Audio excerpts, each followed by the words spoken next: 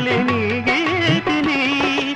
ఇదే నాకు తపమని, ఇదే నాకు వరమని, ఇదే నాకు తపమని, ఇదే నాకు వరమని చెప్పాలని ఉంది, గుండె విప్పాలని ఉంది, చెప్పాలని ఉంది, గుండె విప్పాలని ఉంది.